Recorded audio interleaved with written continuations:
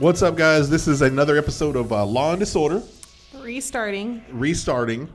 What are we talking about today, Kate? Conor McGregor. UFC's Conor McGregor. UFC's Conor McGregor. Well, UFC for I don't know how much longer. Yeah, he just got stripped of his title. Well, he got stripped of his title because he hasn't wanted to fight. Yeah. He made so much money fighting Floyd Mayweather Jr. that he doesn't need to fight. He made like $100 million, which is a lot for UFC fighters because UFC fighters only make like 15, 20 million at most. And that was him that made the most money. So Thursday of last week, there was I guess the press conference that they do for the UFC at pay-per-views. They had theirs on Thursday at the Barclays Center in New York and or Brooklyn. And he showed up unannounced. And they came in through like the back door or the loading dock or something silly. And they came in like some hood rats. And they started breaking shit. And there's video of McGregor throwing a dolly at a bus. And the bus had a bunch of the other fighters, like the no-name fighters, the undercard guys. They were on the bus and some of them got injured. It's like a whole thing. It's like the craziest spectacle that UFC has ever seen. I mean, it was all over the news. Yeah, it was all over the news. news. But that happened Thursday, and by Friday morning he was arrested, and then by Friday, mid-morning he was out. But yeah, I don't know. The thing with him is that he likes being in the spotlight, and this particular pay-per-view, if I'm not mistaken, was basically his title got vacated because he chose not to fight. So this particular fight was going to be for his belt that he vacated. So maybe that was just a part of it. He's like, well, I want to be, I still want to be in the spotlight, even though I'm not in it. This is a crappy way to be in the spotlight now, getting arrested. How do I make headlines, Get arrested. That's got to be some of it. Is like, how do I get my name back out there? How do I keep myself relevant even though you're taking my title? And then Go win another title. Well, and he could fight. He is choosing not to fight. He has chosen not to fight. He's made his money. He's just enjoying his time. He'll come. He knows he can come back whenever he wants to. Well, up until this point, he could have come back whenever he wanted to and been welcomed back with open arms. But the UFC, their fighters are always kind of crazy. You just got to be a little bit of crazy to do that line of work. And the president of the UFC, Dana White, he is usually really good about trying to protect his guys. When they do something stupid out in public, he tries to like, hey, I'm here for you. You need some help.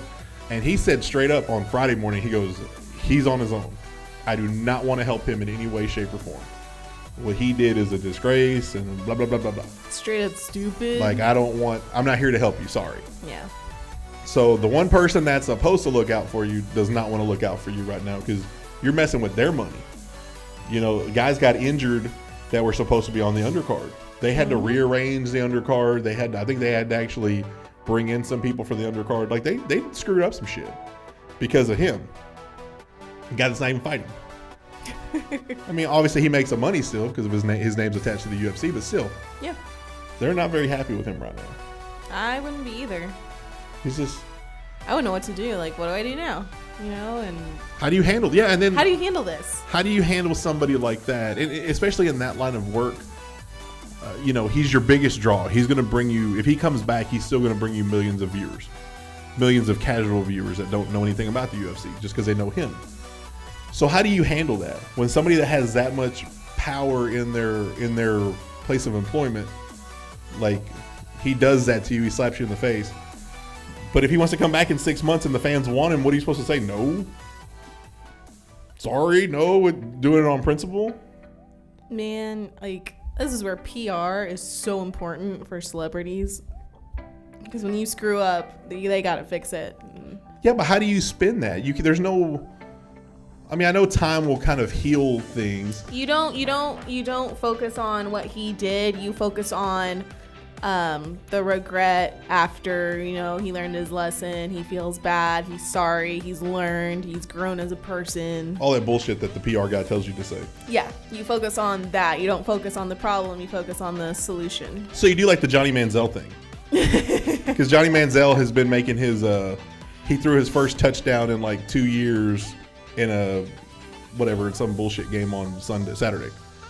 And he's been talking about second chances and how he screwed up as a younger man. And He's learning his lesson. He's learning how to be an adult. He's saying all the things that he's supposed to say. Someone told him to say this thing. To hopefully work his way back into the NFL.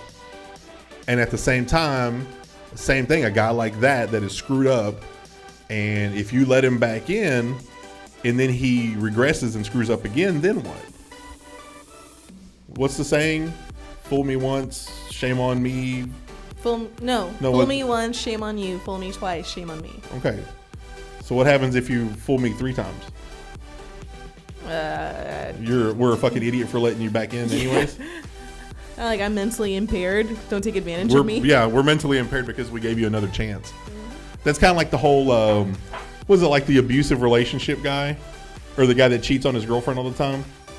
You know, where the girl's like, oh, he's going to change. He's changed this time. He loves me. He'll change for me. He won't do it again. And then he cheats on her in a year. She's like, no. He just he was drunk and he wasn't expecting. You're making excuses. Stop making excuses. And then in 6 months he does it again. Isn't it the same concept it's with all those kinds of people? Cycle, yeah.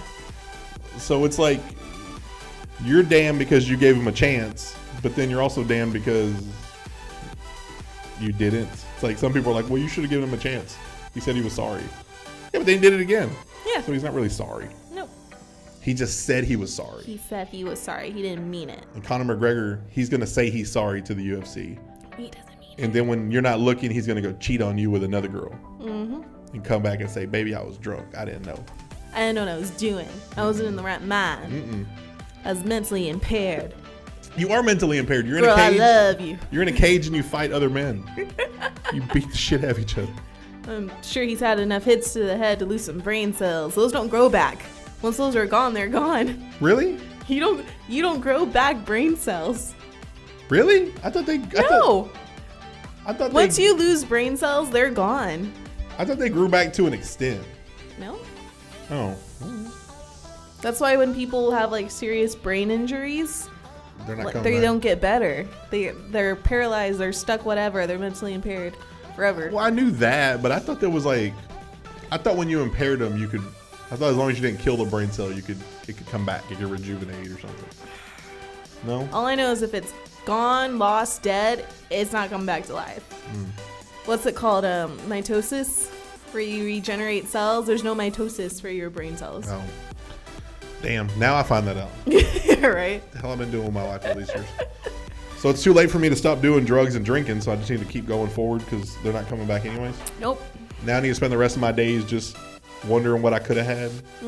So for those of y'all who don't know, I guess Sergio's partially mentally impaired because he's lost a lot of brain cells. Don't do drugs. Well, Hugs, not drugs. why can't you do hugs and drugs? I mean, Some girls do hugs for drugs. hugs for drugs. I mean, they're hugging other things, but hugging for drugging. Some guys too. I mean, to each their own. Yeah.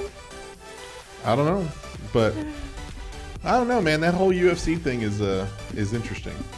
It's an interesting gig. Could you get would you be a fighter? Like, is there any point in your life where you thought, hey, I should be a fighter? No, because I try to avoid confrontation. I'm more of like a verbal fighter than a physical fighter. That should be a sport. You know that? Talking shit should be a sport. I wish. We should invent that. I'm pretty sure that I would be like ranked in the top 100 in the world. I think I would get in the world's top 100. World Cup.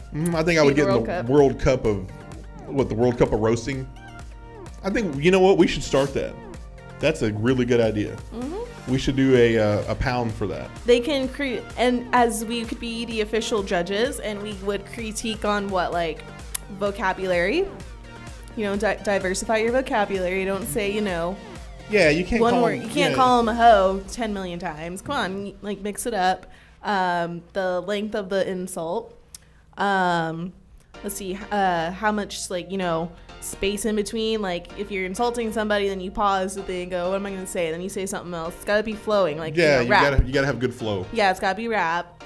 So a lot of this, it's a lot of improv. Art. It's a lot of improv. Roasting people is an art. It's not everybody can do that. I mean, I don't know if you've ever watched any of those, like, Comedy Central roasts. I have. Like, Jeffrey Ross is probably the king of roasting. Not everybody can do that like he does. Some people try, but it's not as good. But Like him, when I think of a comedy roast, I think of him. Because that guy is just like. But ours, I don't think ours should be like comedic. Like ours needs to be mean. Like instead of somebody's fighting with mean your too. fists, But yeah, you gotta just you want to try to make mean. them cry. Like this is a violent thing. Yeah, Like make them cry, goal- break them down. Like figure them out psychologically. Like, do you have daddy issues? Like were you bullied your whole life? Like what is wrong with you? The goal of and them then is to make them pick cry. that out and just like pick at it at that person until they break. It's like we're gonna put a gun in the middle of the ring, and whichever one of you grabs that gun and blows your head off is the loser. Bitch. Like we give you a list. Okay, here's what's wrong with this person. Here's what's wrong with this person. Now just go. That's your playbook. You have like You have like a list of their faults. Here's your game card. Okay, so he's self-conscious. He, doesn't have any, confidence. He doesn't like his job. He only has a few friends. Go. Like he was beat up as a teenager. His wife left him for another woman. Mm-hmm. Weird shit like that. And like you have like you have like 10. You have 10 bullet points, and that's like your starter, and you just go. Yeah. And then as you go through, we do a tournament. And as you go through the tournament, we remove one of them. Mm-hmm. So where like by the finals, you only have like 3 options of things you can say. Wow. And you have to be able to elaborate on all 3 of those. Oh my gosh. We should do that. This is such a good idea. We should do it. I love this idea. We should do a tournament. We should have like a weekly tournament. A weekly tournament? Yeah, we should have like people send in their roast of somebody. We should get like maybe podcasters. We get 2 podcasters and like I have to write my faults. Like on a sheet of paper or I have to send in my faults. Like 10 of my faults, and I have to send it to my opponent, and he has to send me 10 of his, and then we just we get on live, like on Facebook Live, and just go at it. That'd be so funny. That would be pretty. Like we do it. Like I have to send it to him. We have like 30 minutes to come up with our. Can I be the judge? 30 minutes to come, or not even 30 minutes, like 15 minutes to come up with your bits, with your best roast, with your best ammunition. That's great. That's actually pretty cool. Your words are your weapons. Words for weapons. That's what we're gonna call it. Words for weapons. Words for weapons. Pound words for weapons. What's that with the number 4? Words for weapons. Are you sure you want to use the number 4? What's the number 4 for? I don't know. No, I like the word for FOR. Oh. I just thought it looked cool to have the number 4. Not the word for, not FOUR. But words for FOR, not FOUR. I know, but the number 4, so it looks like it's got more street cred. Okay, we'll use 4. And we can spray paint it like on the brick wall, and it's just like words, number 4, weapons. Words for weapons. I think that'd be cool. We should do it. Okay, we'll do it. I'm gonna do it. I'm gonna try and put this together. Okay. I'm gonna try and get me some. I'll come up with a logo. I'm gonna try and get me some podcasters that wanna do this. I think it would actually be pretty funny if we did this. We get together podcasters from across the country or the world. I don't know. You probably got to speak English. I don't want to. Yeah, I can't talk shit to a Portuguese guy. That's got to be your requirement. Or like we're not going to do this with a person from Russia because Russian's just a mean-sounding language. So they could be talking very pleasantly to us the whole time, and it just sounds like. And you know what? If you speak Portuguese and you have like a really broken English, I'm just going to tear into your ass for that. You need to have not perfect English, but good enough. Yeah. Good enough to where when you fire back, it doesn't sound comedic. It doesn't sound like scripted or fake, or like you said, Russian. It's a mean language. It's mean sounding. They always sound like they're like pissed off at each other. Yeah. Why is that? I don't know. Like, I had a roommate who was Russian, and she was really nice. And when she spoke Russian, it didn't really sound mean. But like, I've met her mom, and her mom wasn't mean. It was just when I remember her mom talking, everything was just like short, like snippy sounding, kind of like. Sound like Klingons talking to each other? Kind of like, it's just like short snip, like she's being really short with you, like she's upset, but she's not. That's just the language. All she's saying is that she went to the grocery store and bought broccoli. Yeah. But it sounds like she's yelling at you. It sounds like she's telling you you're a piece of shit. But all she's saying is like, would you like more cake? Your hair looks very nice today. It sounds like she called you a cunt asshole or something. That bitch called me. I don't know. She wants to know if you want some toast with your eggs. Yep. Well, I guess we'll think about this week, so we can come up words. with. I think it should be words for weapons. For weapons. I think it should be the number 4, but I'm willing to compromise that. We'll do the number 4. I'll make a logo with it. Let's shoot some paper, rock, scissors right now. For what? For words for weapons. So for the 4 or FOR? Yeah. 4 versus FOR. Are we going to do best 2 out of 3? Let's do best 2 out of 3. All right. 1, 2, 3. You delayed it. No, I didn't. All right, let's do it again. Okay. 1, 2, 3. Okay, you won that one. Round 1. Round 2. 1, 2, 3. 1, 2, 3. 1, 2, 3. Okay. I knew where you were going. I knew what you were doing. I knew what you were going to bait me. I know you were. Beat you? Yeah, because you were going to bait me because you're like, okay, he's going to do scissors next. I'm going to get him with the rock.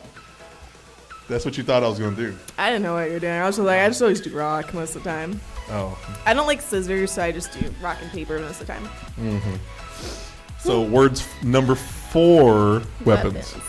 All right, guys, look at that. We'll have that. We'll have a pound of that coming soon. Yeah, we'll get it started.